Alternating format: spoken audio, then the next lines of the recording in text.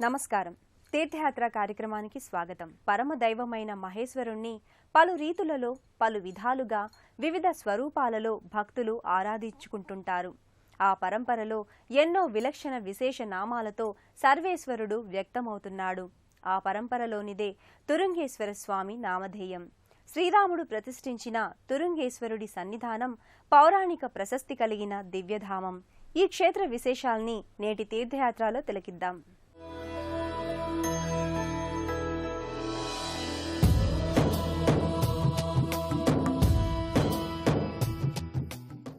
లింగార్చనాత్ పరో ధర్మో నాస్తి నాస్తి మహీతలే. ఈ లోకంలో లింగారాధనకు మించిన మరో ఆరాధన లేదని శాస్త్రవచనం. శివస్య ఇదం శైవం. భారతీయ సనాతన ధర్మమే శైవంగా శాస్త్రాలు విశ్లేషించాయి. అలాంటి శివపరమాత్మ తురంగేశ్వరునిగా విలసిల్లుతోన్న క్షేత్రం తురంగేశ్వరం. స్వామి నామధేయంతోనే ఈ క్షేత్రానికి ఈ పేరు స్థిరపడింది. తురంగేశ్వరుడు పార్వతీ సమేతంగా ఈ క్షేత్రంలో కొలువుతీరి ఉన్నాడు. తురం అంటే వేగం, వడి. వేగంగా తక్షణమే అనుగ్రహాన్ని ప్రసాదించే దైవంగా తురంగేశ్వరుడు విఖ్యాతిగాంచాడు. రామాయణ గాథతో ముడివడి ఉన్న ఈ క్షేత్రం ఆహ్లాదకర పరిసరాలతో అలరారుతోంది.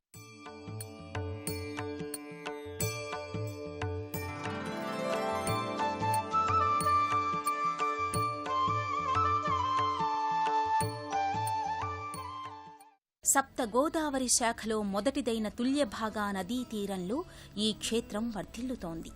వర్ణరంజితమైన గోపుర, ముఖమంటప, ప్రాకార, ఉపాలయాలతో కళాత్మక శోభతో ఈ ఆలయం భక్తులను మురిపింపచేస్తుంది.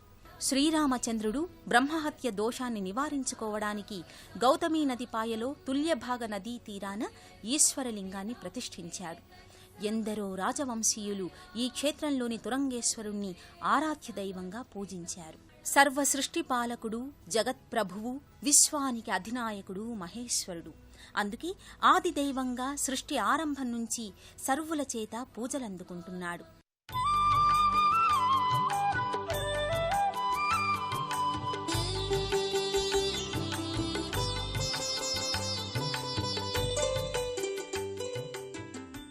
శ్రీరామ ప్రతిష్ఠితమూర్తిగా తురంగేశ్వరుడు జ్యోతిస్ఫటిక లింగమూర్తిగా దర్శనమిస్తున్నాడు. శివలింగ ప్రతిష్ఠాపన వల్ల ప్రధానంగా 3 ఫలితాలు చేకూరుతాయి. సర్వపాపనాశనం, అపార పుణ్యప్రాప్తి, ఇష్టకామ్య సిద్ధి వంటివి చేకూరుతాయి. ఈ కారణం వల్లే ఎందరో అవతార పురుషులు, మహర్షులు, మునీశ్వరులు ఎన్నో శివలింగ ప్రతిష్టలు చేశారు. శివలింగ ప్రతిష్ఠాపన వల్ల బ్రహ్మహత్యాది దోషాలు, మహాపాతకాలు సైతం శీఘ్రంగా నశిస్తాయి. అందుకే ఎందరో క్షత్రియుల్ని సంహరించిన పరశురాముడు పాప ప్రక్షాళన కోసం ఎన్నో శివలింగాల్ని ప్రతిష్ఠించాడు. ఆ పరంపరలోనే శ్రీరాముడు మారీచ హత్యాదోష నిమిత్తం ఇక్కడ ఈ లింగమూర్తిని సుప్రతిష్ఠితం చేశాడు. సర్వ పాపహరం దేవం ఈశ్వరం ప్రణమామ్యహం అంటూ అనాదిగా మహేశ్వరుణ్ణి భక్తులు ఆరాధిస్తున్నారు. ఆ నేపథ్యంలో శ్రీరాముడు కూడా దోష నివృత్తి కోసం సైకత లింగాన్ని ఈ క్షేత్రంలో ప్రతిష్ఠించాడని పురాణ కథనం. శ్రీరాముడు ఇంతటి రమణీయ ప్రదేశాన్ని ఎంచుకొని తురంగేశ్వరుణ్ణి ఇక్కడ స్థిరపరిచినాడు. గర్భాలయంలో దివ్య మంగళకరమైన స్తూపాకార లింగాకృతిగా తురంగేశ్వరుడు దర్శనమిస్తున్నాడు. సర్వత్ర ఫలదాతా హి ప్రయాసానుగుణం శివః. జీవుల శ్రమకు, భక్తికి తగిన ఫలాన్ని ప్రసాదించే దైవం శివుడే. ఎవరు ఏ దైవాన్ని ఆరాధించినా చివరకు కర్మఫలాన్ని ప్రసాదించే దైవం మాత్రం శివుడే. అందుకే ఈ తురంగేశ్వరుడు రాముణ్ణి తక్షణం అనుగ్రహించి శ్రీరామ అభీష్టాన్ని నెరవేర్చాడు. శ్రీరాముడు పితృవాక్య పరిపాలన కోసం భరతునికి రాజ్యభారాన్ని అప్పగించి అరణ్యవాసానికి చేరుకున్నాడు. పర్ణశాలలో ఆవాసాన్ని ఏర్పరచుకున్నారు సీతారామ లక్ష్మణులు. ఓ రోజు సీతాదేవికి మాయలేడి బంగారు వర్ణంతో గోచరమయ్యింది. బంగారులేడి చూడ ఎంత ముచ్చటగానున్నది. అద్దానిని మచ్చిక చేసుకుని ముచ్చటలాడాలనుంది స్వామి. రమారమణి కోరడము రాముడు కాదనడమునా? భార్య మాట కాదనలేని శ్రీరాముడు ఆ లేడిని వేటాడడానికి అరణ్యంలోకి వెళ్లాడు. ఆ మాయలేడి అసలు రూపం మారీచుడు. రావణుడు సీతాదేవిని చెరపట్టడానికి మాయోపాయంతో మారీచుణ్ణి బంగారు లేడిగా పర్ణశాలకు పంపుతాడు. మారీచుణ్ణి తరుముతూ గోదావరి తీరాన సప్త గోదావరి శాఖలో మొదటిదైన తుల్యభాగా నదీ తీరానికి శ్రీరాముడు చేరుకుంటాడు.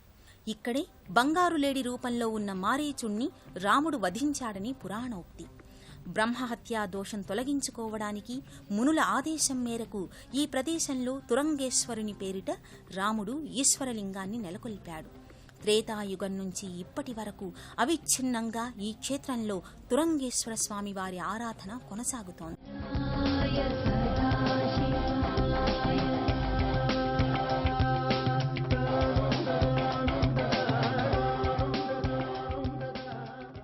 త్రేతాయుగంలో శ్రీరామచంద్రుల వారు అరణ్యవాసం చేయనప్పుడు సీతాదేవి కోరికపై బంగారు మాయలేడిని భద్రాచలం నుంచి తమురుకుంటూ వచ్చి తూరంగి క్షేత్రము వచ్చేసరికి విసుగు చెంది బాణం సంధించిన పిమ్మట బ్రహ్మరాక్షసుడైన మారీచుడు మరణించి నిజరూపమ దాల్చాను. బ్రాహ్మణ హత్య మహాపాపక నివారణార్థం శ్రీరామచంద్రుల వారు తురంగేశ్వర స్వామి వారి సైతకలింగాన్ని ప్రతిష్ఠించి అభిషేకం చేసుకుని వెళ్లారు. ఇక్కడ అభిషేకం చేసుకున్న ప్రతి ఒక్కరు కూడా సుఖశాంతులతో ఉండునని ప్రసిద్ధి. తురంగేశ్వరంలోని తురంగేశ్వర స్వామి వారికి పార్వతీదేవికి వైదిక విధి విధాన యుక్తం శైవాగమ రీతిలో నిత్య పూజలు మొదలుకొని శివరాత్రి మహోత్సవాల వరకు కొనసాగుతాయి. తురం అంటే వేగయుక్తంగా భక్తుల్ని అనుగ్రహించే ఈ స్వామి సార్థక నామధేయునిగా విఖ్యాతి పొందాడు. రామలింగ తురంగేశ్వరునిగా తుల్యభాగా నదీ తీరమున స్వామివారు పూజలందుకుంటున్నారు. ప్రతి సోమవారం తురంగేశ్వర స్వామివారికి అభిషేకాన్ని నిర్వహిస్తారు. క్షీరం, తేనె, చక్కెర, శుద్ధోదకం వంటి ద్రవ్యాలతో ఈ అభిషేక ప్రక్రియ కడు కమనీయంగా కొనసాగుతుంది.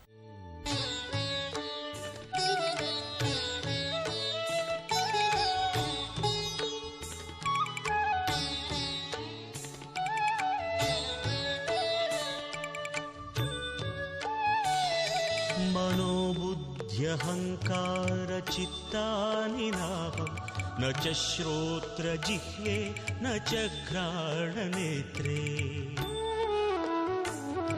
న చ వ్యోమ భూమిర్న తేజో న వాయుః చిదానంద రూప శివోహం శివోహం. ఈ తురంగేశ్వరంలోని తురంగేశ్వర స్వామి వారికి ప్రతినిత్యం ప్రదోష వేళలో ఊంజల్ సేవను నిర్వహిస్తారు. ప్రతి మాస శివరాత్రికి లక్షబిల్వ పత్రి పూజను నిర్వహిస్తారు.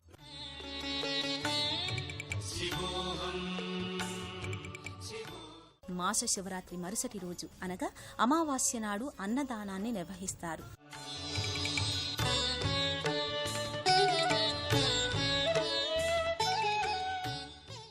ప్రతి సంవత్సరం కార్తీక శుద్ధ ఏకాదశి నాడు శ్రీ పార్వతీ సమేత తురంగేశ్వర స్వామి వారి కళ్యాణోత్సవాన్ని నిర్వహిస్తారు.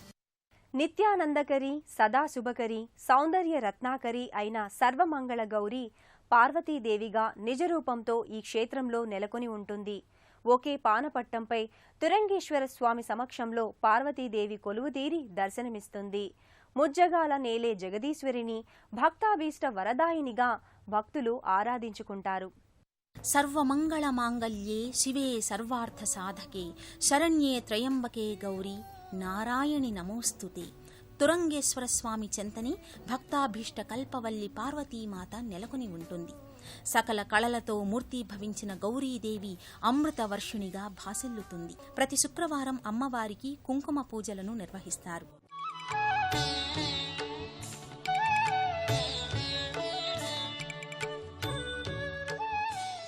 ఇదే ఆలయ ప్రాంగణంలో బాలకుమార సుబ్రహ్మణ్యేశ్వర స్వామి పంచఫణియుక్తంగా తేజరిల్లుతాడు.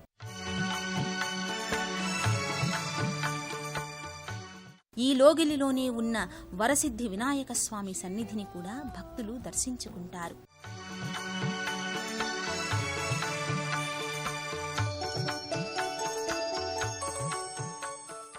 వ్యత్యస్థ పాదారవిందునిగా వేణుగోపాలస్వామి సమ్మోహన విగ్రహాకృతిని భక్తులు దర్శించుకుంటారు.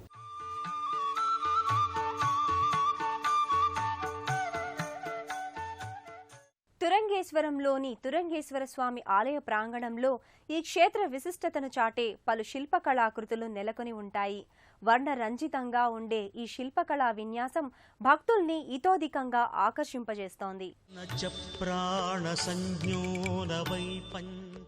శ్రీమద్ రామాయణంలోని మాయలేడి వృత్తాంతానికి సంబంధించిన ఘట్టం ఆలయ లోగిలిలో శిల్పకళారీతిలో వ్యక్తమవుతుంది.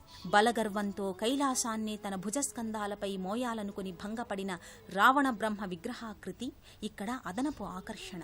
రాముడు తురంగేశ్వరుణ్ణి ప్రతిష్ఠించిన వైనం కూడా శిల్పకళా వైభవయుక్తంగా ప్రకటితమవుతుంది. భగీరథ ప్రయత్నంతో దివి నుంచి భువికి దిగివచ్చిన గంగమ్మ శివుని జటాజూటంలో ఇమిడిన వైనం, గంగావతరణ ఘట్టం శిల్పకళా వైవిధ్యంలో పరిఢవిల్లుతుంది.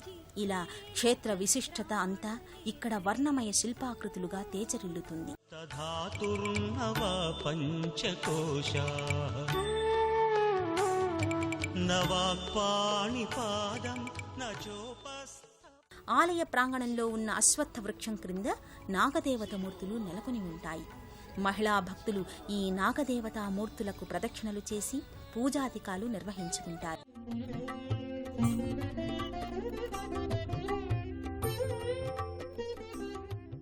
సప్త గోదావరి శాఖ తీరలో మహాలింగాభిషేకం చేస్తే సప్త పాపాల నుంచి విముక్తి లభిస్తుందని నానుడి.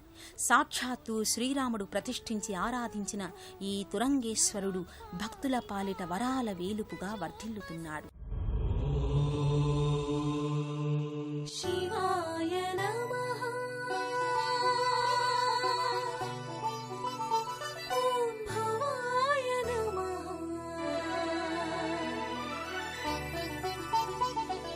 శివాయ నమః. ఓం భవాయ నమః. రుద్రాయ నమః. ఓం ఉగ్రాయ నమః. పరబ్రహ్మలింగం భజే పాండురంగం అంటూ ఆదిశంకరులు విశ్వ చైతన్య స్ఫూర్తిని అద్వైత నేపథ్యంగా ఆరాధించారు. మన అంతఃకరణాలని సంపూర్ణంగా పునీతం చేసే తురంగేశ్వర స్వామికి నమో వాక్కాల్ని మనస్ఫూర్తిగా సమర్పిద్దాం.